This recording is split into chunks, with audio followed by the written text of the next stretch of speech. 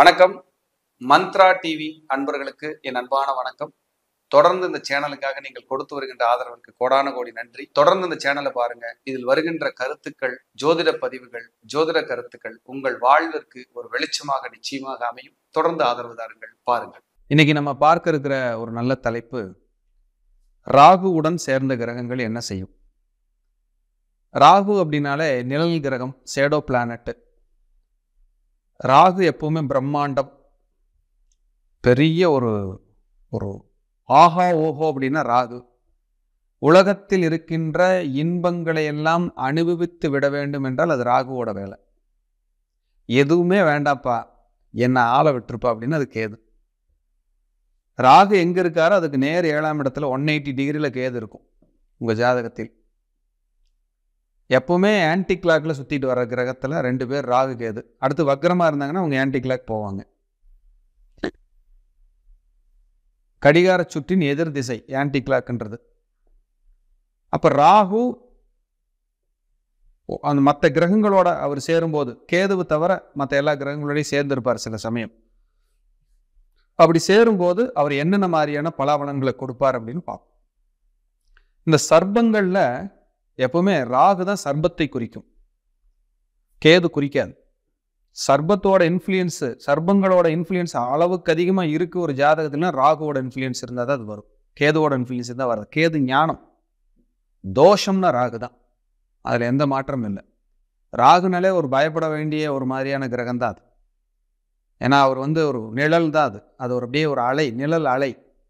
அப்படி வந்துட்டு போகிறது அவர் என்னென்ன பிரச்சனை பண்ணுறாருன்னு பாருங்க. வலி வேதனைகளுக்கு காரணம் ராகு தான், அலர்ஜிக்கு காரணம் ராகு தான். இந்த வலி வேதனை அலர்ஜி அரிக்குது சார்லாம் சொல்ல முடியாது, இதெல்லாம் கண்ணுக்கு தெரியாது. அப்போ கண்ணுக்கு தெரியாத ஒரு கிரகம் ராகு. ஸோ இப்படி தான் ராகுவோட இன்ஃப்ளூயன்ஸ் நம்ம ஆக்குப்பை பண்ணுது. நார்த் நோடு, சவுத் நோடு அப்படின்னு சொல்லுவோம். ராகு கேதுவோட புள்ளி, இந்த பிரபஞ்சத்தில் அந்த புள்ளிகளோட ஆளுமை தான் ராகு கேது. அப்போ ராகு ஒவ்வொரு கிரகத்தோடு சேரும்போது என்ன மாதிரியான விஷயங்களை செய்கிறாரு, நல்லதும் இருக்கும் கெட்டதும் இருக்கும், அதை பார்ப்போம். முதல்ல சூரியனோடு ராகு இணையும் போது அவர்களுக்கு தலை சார்ந்த வியாதி, ஃபைல்ஸ் கம்ப்ளைண்ட், வயிறு சார்ந்த உபாதைகள், முன்கோபம், தந்தைக்கு தொந்தரவு, தந்தையார் வர்க்கத்தில் பிரச்சனைகள், சொத்துக்கள் இருந்தால் கரையிறது, பூர்வீக சொத்துக்கள் இருந்தால் இல்லை சார் நாங்கள் வளர வளர அழிஞ்சிருச்சுன்னு இந்த சூரியன் ராகு சேர்ந்தவங்க சொல்லுவாங்க.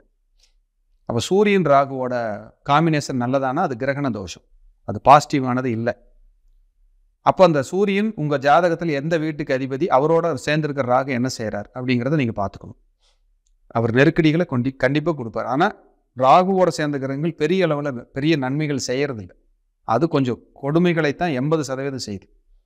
இந்த சூரியனோட சேர்ந்த ராகுக்கு ஒரு பெரிய ப்ளஸ் இருக்கானா, இவங்க 2 பேரும் சேராமல் நீங்கள் அரசியலில் ஜொலிக்க முடியாது.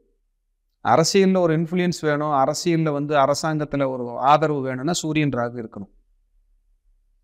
இந்த சூரியன் ராகு காம்பினேஷன் இருக்கிற அரசு அதிகாரிகள் கவனமாக செயல்படணும். இல்லைன்னா உங்கள் மேலே அவச்சொல் விழுந்து உங்களை சஸ்பெண்ட் பண்ணுறது, வேலையை விட்டு தூக்குறது, உங்களுக்கு எதிரிகளை சம்பாதிக்கிற மாதிரியான வாய்ப்புகள்லாம் வந்துடும்.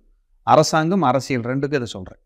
நெருக்கடிகள் அதிகமாக சந்திக்கக்கூடிய தொந்தரவு வந்துடும். இந்த சூரியன் ராகு தான் இந்த கட்சி வேண்டாம் அந்த கட்சி, அந்த கட்சியில் இந்த கட்சி, இந்த ஆபீஸ்ல இல்லை வெளியூர் டிரான்ஸ்ஃபர், இப்படி மாறி போற வேலையை சூரியன் ராகு செய்யும். அடுத்தது சந்திரன் ராகு. இவர்கள் மாறி உலகத்தில் ஒரு மனக்குழப்பவாதிகள் நீங்க பார்க்கவே முடியாது. சந்திரன் ராகு, சந்திரனாலே மனசு கூட ராகு இருக்கு, ஒரு சர்ப்பம் இருக்கு. எப்படி இருக்கும் மனசு? டிசிஷன் மேக்கிங் இல்லை, அடுத்தவர்களுக்கு வழிகாட்டலாம், உங்களுக்காக நீங்க போய் ஒரு டீ கூட சாப்பிட முடியாது. சந்திரன் ராகுவோட வேலை அப்படி ஆழமா உங்களை போட்டு அழுத்திட்டு இருக்கும், மன நெருக்கடிகளை கொடுக்கும். அதை தான் இது சொல்லுது, சந்திரன் ராகுவோட இன்ஃப்ளூயன்ஸ். அலர்ஜி, ஸ்கின் தொந்தரவு இந்த மாதிரி வரும். அதே போல் உங்களுக்கு ஜீரண உறுப்புகள் தொந்தரவு, தாயாருக்கு தொல்லை, மாமியார் இடத்தில் தொல்லை. ஒன்று பேசி கொள்ளுவாங்க, இல்லை பேசாமல் கொள்ளுவாங்க, தாயாரோ மாமியாவோ. இவங்க வீட்டில் இந்த சாமி ஆடுறவங்களையெல்லாம் பார்க்கலாம். சார் சாமி வந்துடுச்சு சார், யாரோ பேய் பிடிச்சதுங்களா சொல்லியிருக்காங்க சார், இவங்களுக்கெல்லாம் இருந்திருக்காமன்னு அந்த வர்க்கத்தில் சொல்லுவாங்க. அதுக்கெல்லாம் சந்திரன் ராகு தான் காரணம். சாமி கோயிலுக்குள்ளே நின்னாலே அப்படி ஒரு மாதிரியா சாமி வர்ற மாதிரி ஒரு ஃபீல் இருக்குன்னா அந்த சந்திரன் ராகு. இவர்களுக்கெல்லாம் சந்திரன் ராகுக்கு நிறைய அந்த தாந்திரிகம், மாந்திரிகத்தின் மேலே ரொம்ப நம்பிக்கை இருக்கும். ஒரு எலுமிச்சம்பழம் மந்திரிச்சு கொடுத்தா கூட அப்பாடா என் பிரச்சனை தீர்ந்தது நம்ப வைக்கும் இந்த சந்திரன் ராகு. இவங்க தான் அந்த சுத்தி போட்டுக்கிறது, திருஷ்டி பொம்மை வாங்கி மாட்டுறது, கையில் கயிறு கட்டிக்கிறது, தனக்குன்னு ஏதாவது ஒன்று பாதுகாப்பாக வச்சுக்கணும்னு நினைக்கிறது. இதெல்லாம் சந்திரன் ராகுவோட வேலை. அடுத்து செவ்வாய் ராகு. செவ்வாய் ராகுவோட வேலை என்ன? உங்கள் ரத்தத்தில் பிரச்சனை, பற்களின் பிரச்சனை, பங்காளி வர்க்கம், அண்ணன் தம்பி அக்கா தங்கை உறவுகளின் கசப்பு. நீங்கள் ஒரு வீடு கட்டுறீங்கன்னா வாஸ்து தோஷம் இல்லாமல் கட்ட முடியாது. இது செவ்வாய் ராகுவோட மைனஸ். ப்ளஸ் அப்படின்னா மருத்துவம், இன்ஜினியரிங்கில் பின்னி எடுக்கலாம். இந்த காம்பினேஷன் இருந்தால் தான் நீங்கள் ஸ்டார் ஆக முடியும். மருத்துவத்திலையும் இன்ஜினியரிங், அதுலேயும் சர்ஜன் ஆகணும் அப்படின்னா நீங்கள் செவ்வாய் ராகு இருக்கணும். அப்படி ஒரு வெட்டி தையல் போட்டு அதை பகுதியை நீக்கி சரி பண்ணக்கூடிய சக்தி இருக்கணும்னா செவ்வாய் ராகு இருந்தால் தான் தலை சிறந்த சர்ஜன் ஆக முடியும். அதே போல் எலக்ட்ரிக்கல் அண்ட் எலக்ட்ரானிக்ஸ் செவ்வாய் ராகு இருக்கணும், இருந்தால் தான் வெற்றி. நவீன மயமாக்கப்பட்ட இயந்திரங்களில் நீங்கள் வேலை செய்கிறீங்க, ஏரோநாட்டிக்கல் போகிறீங்க, இதெல்லாம் போனால் செவ்வாய் ராகுவோட ஆசீர்வாதம் இருந்தால் தான் நீங்கள் போக முடியும். அப்போ ஒரு மைனஸும் இருக்கும், ஒரு ப்ளஸ் இருக்குங்கிறத மறந்துடாதீங்க. ரத்த அணுக்கள் குறைபாடு, ஹியூமோகுளோபின் தொந்தரவு இந்த மாதிரி வராமல் பார்த்துக்கணும். செவ்வாய் ராகு. அடுத்தது புதன் ராகு. படிக்கிறதுக்குள்ள சவாலாக இருக்கும். லவ் ஃபெயிலியர், ஒன்றுக்கும் மேற்பட்ட காதலில் தோல்வி, டாக்குமெண்ட் எரர், படிக்கிற காலத்திலேயே நெருக்கடி, போராட்டம், அடிக்கடி ஸ்கூல் மாறி படித்தது, தாய்மாமன் உறவில் சிக்கல், தாய்மாமனுடைய வாழ்க்கையில் நெருக்கடிகள் சிக்கல், தாய்மாமன் இருந்தால், இளைய சகோதரி அவங்களிடத்துல போராட்டம், நண்பர்கள் இடத்துல கருத்து வேறுபாடுகள், இது புதன் ராகுவால் வருது. ஸ்கின் தொந்தரவு, தோல் நிறம் மாறுதல், இதெல்லாம் புதன் ராகு. இந்த புதன் ராகு ப்ளஸ் என்ன சார் அப்படின்னா, இவங்க கரெக்டாக படித்து மற்ற கிரகங்களெல்லாம் சப்போர்ட் பண்ணிச்சுன்னா பிஹெச்டி பண்ணிடுவாங்க. படிப்பில் ஒரு உயரத்தை, இமாலய வெற்றியை தொற்றுவாங்க. புதன் ராகு இன்ஃப்ளூயன்ஸ் இருந்தால் அது ரொம்ப சூப்பராக வேலை செய்யும். ரொம்ப கிரிமினலான புத்தி, நாலேஜாக இருக்கும். ஷார்ட்கட்டில் யோசிப்பாங்க. இந்த புதன் ராகு இருக்கிறவங்க பாருங்கள், சுற்றி வளைச்சி பேச தெரியாது. ஒரு ஊருக்கு போகணுன்னா கூட ஷார்ட்கட் எங்கே இருக்குன்னு பார்ப்பாங்க. இந்த புதன் ராகுவோட வேலை. காலி நிலங்கள், டாக்குமெண்ட், பத்திரங்கள் வாங்கும்போது ஜாக்கிரதையை பார்க்கணும், இல்லைன்னா தொந்தரவாயிரும். இவங்களுக்கு தான் இந்த லிட்டிகேஷனான ப்ராப்பர்ட்டியில் தொந்தரவு அதுக்கு அதை மாதிரியான ப்ராப்பர்ட்டி வாங்கி ஜெயிச்சவங்களும் இருப்பாங்க. வங்கிகளின் பிரச்சனை, செக்கு வங்கிகளில் பண்ணும்போது, அதாவது அக்கௌண்ட் வைக்கும்போது அதில் ஏதாவது நெருக்கடிகள் எல்லாம், சில சிக்கல்கள் எல்லாம் வரும், ஜாக்கிரதையாக. அடுத்தது குரு ராகு சேர்க்கை.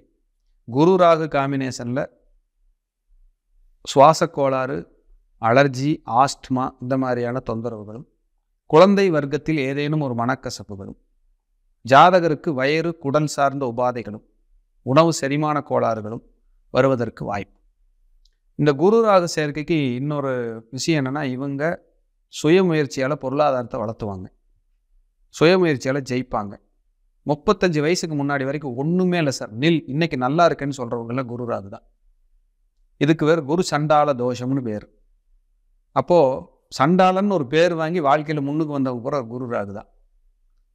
இவர்களுக்கு நிறைய இறை வழிபாடு, ஆன்மீகம் ரொம்ப பிடிக்கும். அதுலேயும் குறிப்பாக மந்திர தந்திரங்களில் ஆர்வம், நிறைய ஸ்லோகங்கள் படிக்கிறது, புத்தகங்கள் படிச்சுக்கிட்டே இருக்கிறது, ஜோதிடம், மாந்திரிகம், ஞானம், அறிவு சார்ந்த மந்திரிக்கிறது, அது மாதிரி ஒரு விபூதி தரிக்கிறது, இதுல ரொம்ப ஆர்வம் இருக்கும் இந்த குரு ராகு. இந்த குரு ராகுக்கு பணத்தை இழக்காமல் பார்த்துக்கணும், யாராவது கிட்ட கொடுத்து ஜாக்கிரதையாக இருக்கணும். இந்த குரு ராகு சேர்க்கைக்கு சொல்ல வேண்டிய ஒரு முக்கியமான ஒரு விஷயம் இதுதான். அடுத்தது சுக்கிரன் ராகு. சுக்கிரன் ராகு அப்படின்னாலே ஆண்களுக்கு மனைவி, மூத்த சகோதரி, அத்தை, இந்த உறவுகளில் கசப்புகள் வராமல் பார்த்துக்கணும். சுக்கிரன் ராகு ஷேர் மார்க்கெட் போகிறேன், அங்கே போகிறேன்னு பணத்தை இழந்துடக்கூடாது, கவனம். பணத்தை இழந்தவர்கள் ஜாதகர் போல சுக்கிரன் ராகு குரு ராகு கண்டிப்பாக சேர்க்கை இருக்கும். நிதானமாக இருக்கணும். தோல் கருத்து போய் நிறம் மாறி ஏதேனும் ஒரு தொந்தரவு வர்றதுக்கு இந்த சுக்கிரன் ராகு காரணமாக இருக்கார். ஹார்மோன்ஸுகளில் தொந்தரவு, முடி உதிர்வு, கண் பிரச்சனை. பாசிட்டிவ் அப்படின்னு பார்த்தீங்கன்னா எலக்ட்ரான்ஸ், அதில் எல்லா பொருள்கள்லையும் இந்த துறையிலையும் வல்லவர்களாக இருப்பார்கள் சுக்கிரன் ராகு. ரொம்ப சூப்பராக ஜெயிச்சிருவாங்க, அருமையாக வருவாங்க. அடுத்தது சனி ராகு காம்பினேஷன். இது மேக்சிமம் நல்லது வராது. ஏன்னா சனி ராகு காம்பினேஷனே தொழிலில் போராடி போராடி தோற்று போனவர்களை சனி ராகு சொல்லும். சனி ராகு காம்பினேஷன் இருந்ததுன்னா பூர்வீக சொத்து இருந்தால் அது வேடிக்கை பார்க்குற சொத்தாக தான் இருக்குது, அனுபவிக்கிறதுக்கு சொத்தே வராது. அவ்வளவு நெருக்கடி, அவ்வளவு போராட்டத்தில் இருப்பாங்க. ஒரு ஜான் ஏறினீங்கன்னா 10 முழம் சறுக்கும். ஒரு பெரிய உயரத்தை தொட்டிங்கன்னா காணாமல் பண்ணிடும். இதுக்கு சனி ராகு தான் காம்பினேஷன்.